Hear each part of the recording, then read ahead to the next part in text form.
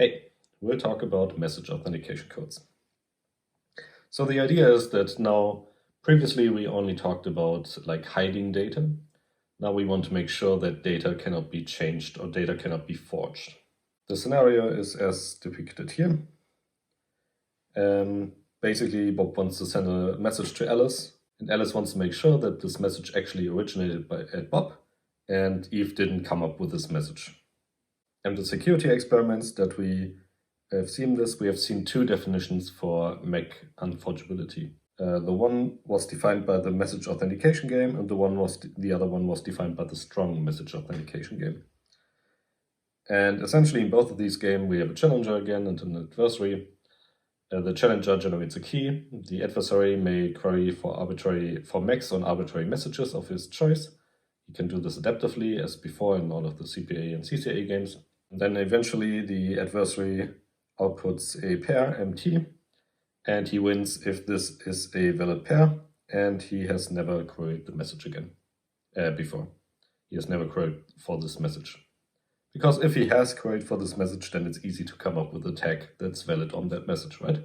Because he can just return that one that he got from the query. And now the difference between the two games is that in the message authentication game, the adversary wins if the message has never been queried. And in the strong authentication game, the adversary wins if the message tag tuple has not been the result of one of the queries. So in the strong message authentication game, we allow the adversary to do more. Because in the normal message authentication game, if he queries a message, he can never win by outputting a tag for that message. In the strong authentication game, even if he has queried some message, if he's able to come up with a new tag, so not one of the tags that he got from the queries, but just any new tag for that message, then he still wins. So message authentication game, message queried, message is gone. Strong message authentication game, message queried, well, maybe you can still win. And then in reality, this means that the message authentication game, so the normal one, essentially it's impossible for an adversary to come up with a tag on a message that has not been sent by Bob or Alice. And the strong message authentication game says it's impossible for an adversary to come up with a valid tag that is not one of the tags that Alice or Bob have sent. Now my question to you is, which of those do we actually need in this scenario up here, where we have Alice and Bob want to exchange messages without allowing Eve to inject messages into their communication? Which of those two games is more appropriate for that? So do we need strong security, or is like weak security, the normal one, also fine? Yeah, the answer is actually we only care about like weak security. That's sufficient. This is because Alice and Bob mostly care about messages. So what they want to prevent is that Eve comes up with a new message that neither Alice or Bob have sent or have wanted to say, and then injects that into their communication. So they care about the message. If Eve is able to come up with a new tag for some message that Alice and Bob have sent anyway, then okay, fine. That doesn't really... So Alice and Bob probably don't care about that, because it's the message was sent by Alice or Bob, so that's fine. The strong message authentication thing is more of a theoretical interest for now. We will actually see next week that we need this property, but we will need it not in such a scenario here. We will need it to use it as part of some greater construction. So more concretely, if we combine it with encryption, then the strong message authentication has some greater purpose. So let's take a look at some examples. So this first MAC candidate is actually not a secure MAC, mainly meant to illustrate that like encryption and authentication don't have that much in common. So in particular, if we encrypt some value, we can't really establish authenticity through that. So the answer to, is this a secure MAC? The answer is no. And my question to you is, why is it not secure? So can you come up with a CPA secure encryption scheme for which if I compute like a MAC as just the encryption of the message, and then I output 1 if the decryption is correct, that this is not a secure MAC.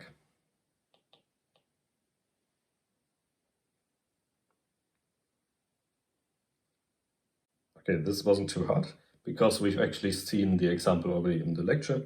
Also, we haven't seen that many CPA secure encryption schemes. But if we use this encryption scheme that we had here,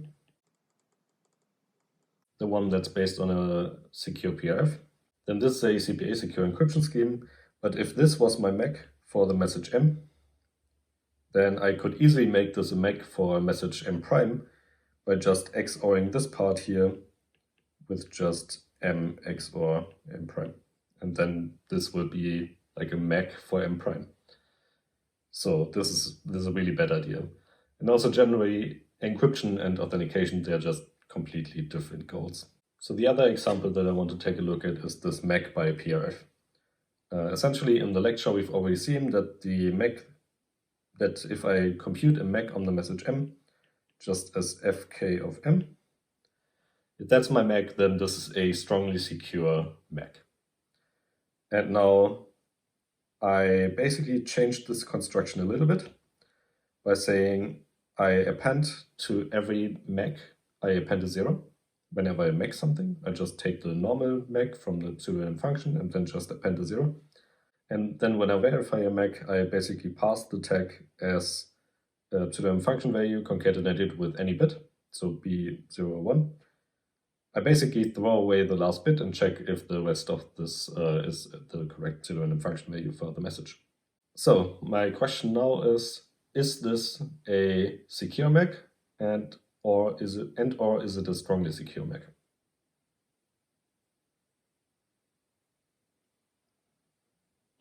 So the solution to this is actually yes, this is a secure MAC, but it's not strongly secure.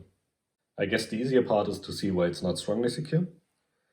And there the idea is to show this, you just come up with an adversary that will break the strong message authentication game for this particular MAC. So how would you do it? What does this adversary look like? All right, so this is actually not all that difficult.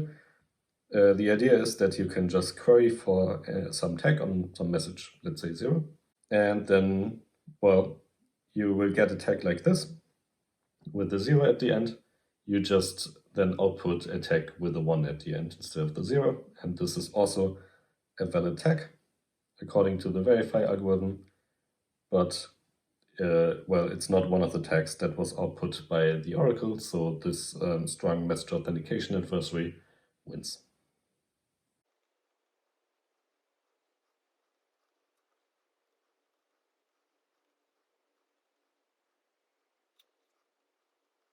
So this is just the adversary.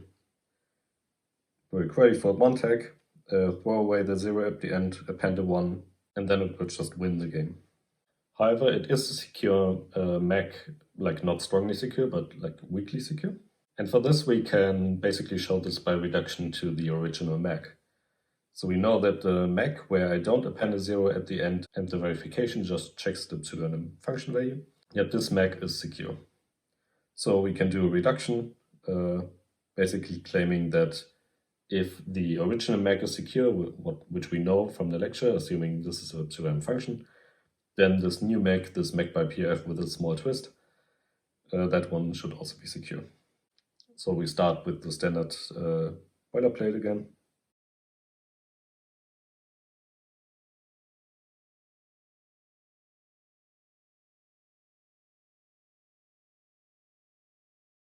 I won't give all of the details, but we will sketch it. So the idea would be that A prime internally runs A as usual, then A will ask for MAC queries. So it will ask for a query on MI. Then A prime somehow needs to answer this in a useful way for it. Well, how would it do it? So A wants to get a MAC for MI according to this scheme here, to the one at the top. So we can easily provide this by just asking our challenger against the lecture MAC for a MAC on MI, it will actually give us FK of MI. We call that T. And well, we can just give T to A and just append the 0 that the scheme on the top will append to. So then for A, everything looks okay.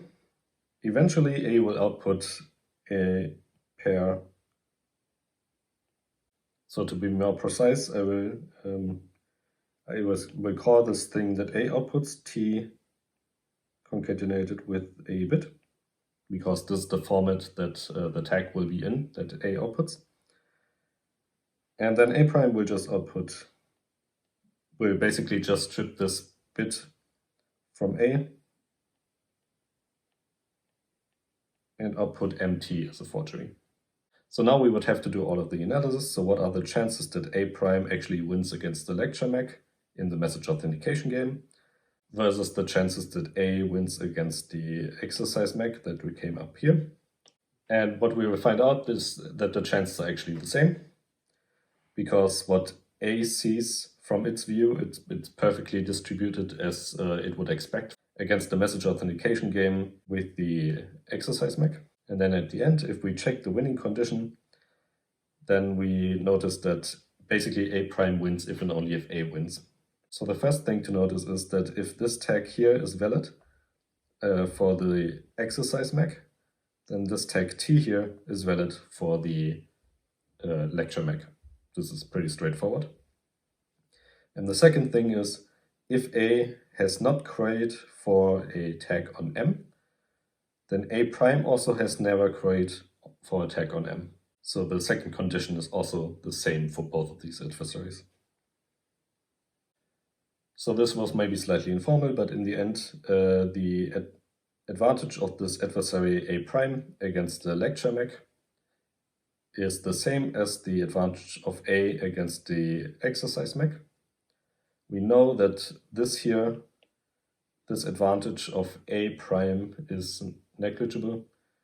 This is because it's a secure MAC, and so overall the advantage of A against the exercise MAC is also negligible. Alright, that's it already for this part.